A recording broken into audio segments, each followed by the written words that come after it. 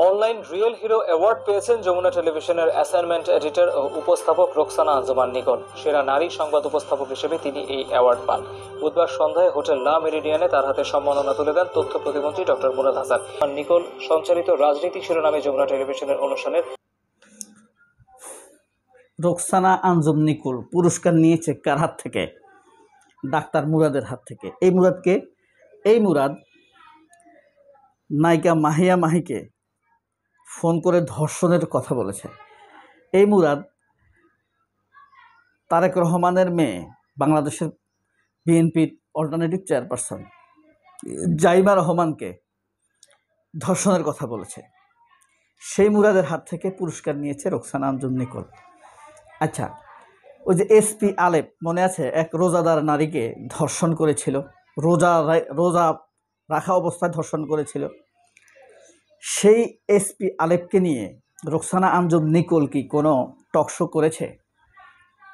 করেনি। কিন্তু দেখেন, ঢাকা বিশ্ববিদ্যালয়ের এক ছেলে কোন মেয়েকে ধর্ষণ পদযাত্রার জন্য বলেছে, তাকে শিবির বানিয়ে নিকোল আপনার টকশো করেছে।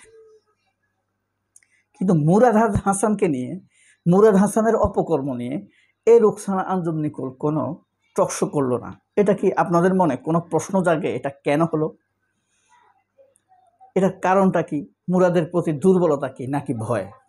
এমন কি হতে পারে যে ডাক্তার মুরাদ রোকসানা আঞ্জুম নিকোলকে ধর্ষণের হুমকি দিয়েছিল, ধর্ষণ করতে চেয়েছিল? হতে পারে না, সেই ভয়ে হয়তো নিকোল এমনটি করছে না। আবার এমন কি হতে পারে, ওই যে এসপি আলেপ যে নাকি রোজাদার পর্দানশীল নারীকে ধর্ষণ করেছিল, তাকে নিয়েও তো রোকসানা আঞ্জুম নিকোল কোনো টকশো করেনি। এখন কি কারণে করেনি? ছোট ছোট ঘটনা নিয়ে টকশো করে।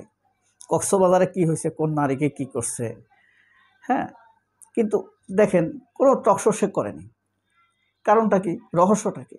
কারণ এরকম হতে পারে যে এসপি আলেপ নিকোলকে ধর্ষণের হুমকি দিয়েছে, এই ভয়ে হয়তোবা নিকোল টকশো নাও করে থাকতে পারে। কিছুদিন আগে মনে আছে, ভিকারুন্নেসা থেকে এক শিক্ষিকা 22 জন বোরকা পরা বা পর্দা করা ছাত্রীকে বের করে দিয়েছিল। তারপরে ওই শিক্ষিকার সম্ভবত চাকরি। এটা নিয়ে কি রোকসানা আঞ্জুম নিকোল টকশো করেছে? করেনি। খালেদ মহিউদ্দিন করেছে? করেনি। খালেদ মহিউদ্দিনও এখানে নারী অবমাননা হয়নি। খালেদ মহিউদ্দিনকেও এসপি আলেপকে নিয়ে টকশো করেছিল, যে নাকি রোজাদার নারীকে ধর্ষণ করেছিল? করেনি। ভয়ে যে এসপি আলেপ খালেদ মহিউদ্দিনের মেয়েকে ধর্ষণের হুমকি দিয়েছে, বা খালেদ মহিউদ্দিনের স্ত্রীকে ধর্ষণের হুমকি দিয়েছে, বা খালেদ মহিউদ্দিনের বোনকে ধর্ষণের হুমকি দিয়েছে, এই ভয়ে করেনি খালেদ মহিউদ্দিন? হতে পারে। কিন্তু এখানে তো ভয় নেই। এই যে ভিকারুন্নেসা থেকে 22 জন স্টুডেন্টকে যে বের করে দেওয়া হয়েছে, এটা নিয়েও তো খালেদ মহিউদ্দিন কিছু করলো না। এটা রহস্যই বাকি। নিকোল এটা নিয়ে তো ভয় নাই, এটা নিয়ে করলো। বুঝলাম এসপি আলেপ তাকে ধর্ষণের হুমকি দিয়েছে, ডাক্তার মুরাদ তাকে ধর্ষণের হুমকি দিয়েছে, কিন্তু এখানে তো ভিকারুন্নেসার সাথে তো কোনো ভয় ছিল না। নাকি এরা বেছে বেছে সিলেক্টিভ প্রতিবাদ করে, যে প্রতিবাদটা করলে বিএনপির বিরুদ্ধে যাবে বা ইসলামপন্থীদের বিরুদ্ধে বলার সুযোগ আছে, সেই বিষয়ে খালেদ মহিউদ্দিনরা নিকোলেরা প্রতিবাদ করে।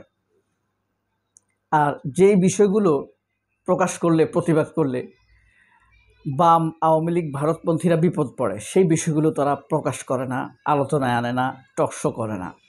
ব্যাপারটা এরকমও হতে পারে, তবে তাকে পেলে প্রশ্ন করলে এমনটি বোঝা যাবে।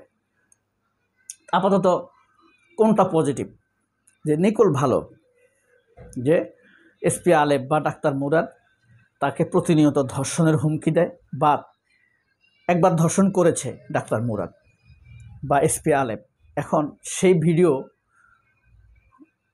আলেপের কাছে বা মুরাদের কাছে রয়ে গেছে, সেটা দিয়ে ব্ল্যাকমেইল করে এখন প্রতিনিয়ত তার নিকোলকে রেপ করছে। এই কারণে সে এটা নিয়ে টকশো করতে পারছে না। এই হিসাবে ধরে নিলে কি হয়, নিকোল ভালো, সে মান সম্মানের ভয়ে টকশো করছে না। আর যদি ধরে নেই না, নিকোল স্বেচ্ছায় এদের কাছে যায়, আলেপের কাছে যায়, মুরাদের কাছে যায়, তাহলে তাদের বায়াসড।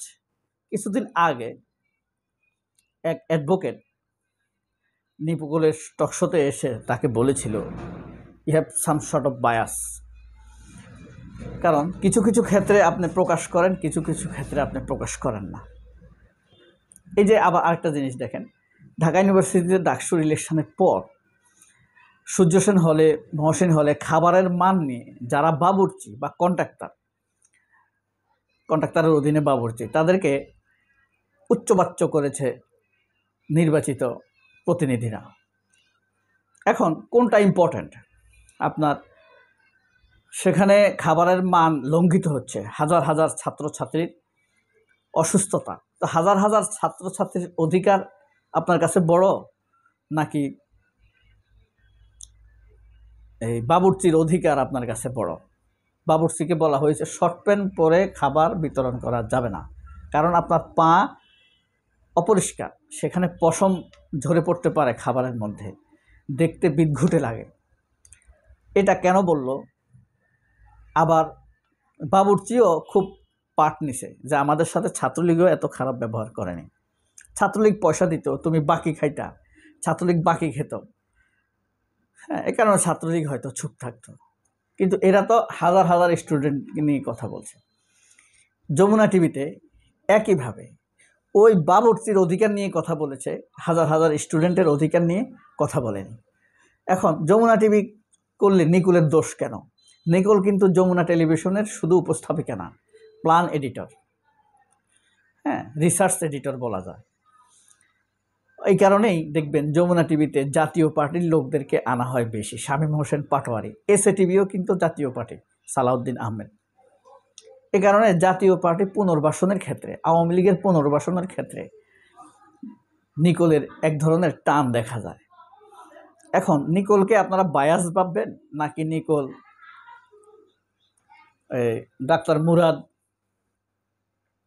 বা আলেপের ধমক খেয়ে চুপ আছে, কোনটা ভাববেন সেই বিবেচনা কিন্তু আপনাদের হাতে থেকে যাচ্ছে।